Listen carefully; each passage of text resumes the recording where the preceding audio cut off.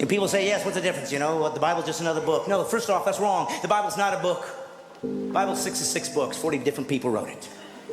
Over 1,500 years. There's never been a book like that in history. Ever. Does that make it the Word of God? No. It just means it's worth considering. Because there's never been a book like this. Gives you some reason to consider it over the others. Well, how about history?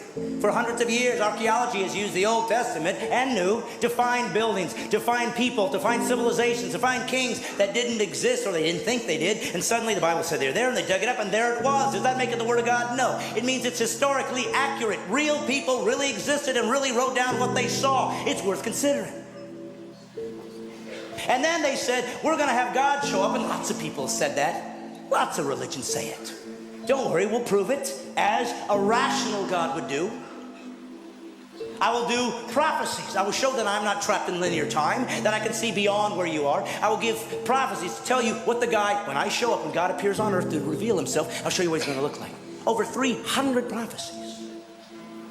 And then a man showed up one day named Jesus. And he said, I'm that guy. And he fulfilled all 300 prophecies. That's impossible. People could say, well, yes, they just wrote it afterwards and filled it all in.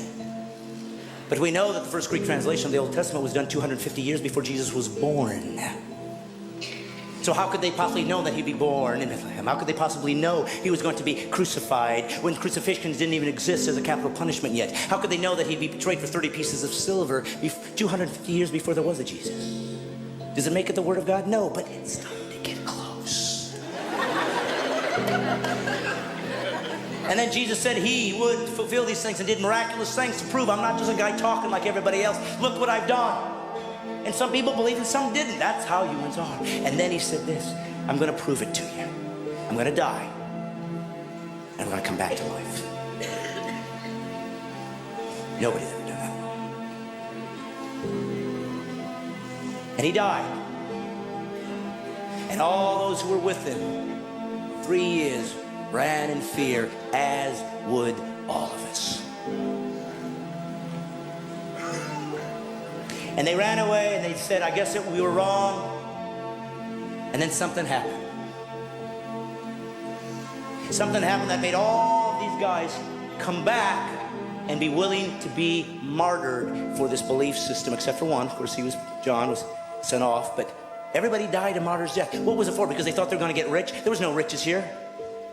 There was no riches.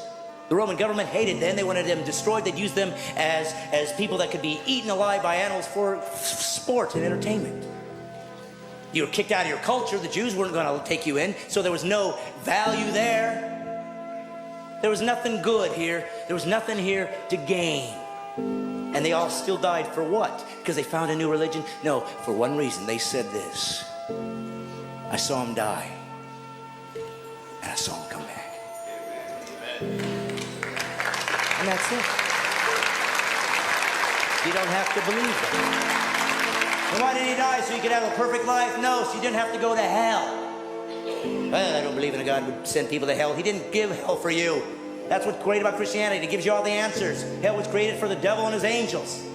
But it was part of the rules he put into nature, into the nature that we live in.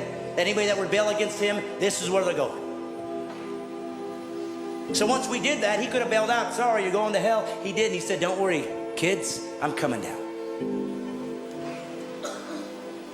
So if you go to hell, you chose it. And you will not sit there and argue with him. You'll know what you've done. And if you're an atheist, let me tell you something. That's your dilemma. If we all die and there is no God, it's just eternal unconsciousness, you'll never know. But if you're wrong, you'll know forever. And it's not a gamble anyway. You should take. Well, what are you saying? I should just believe in Jesus so I don't go to hell? Pretty much. God bless you, everybody.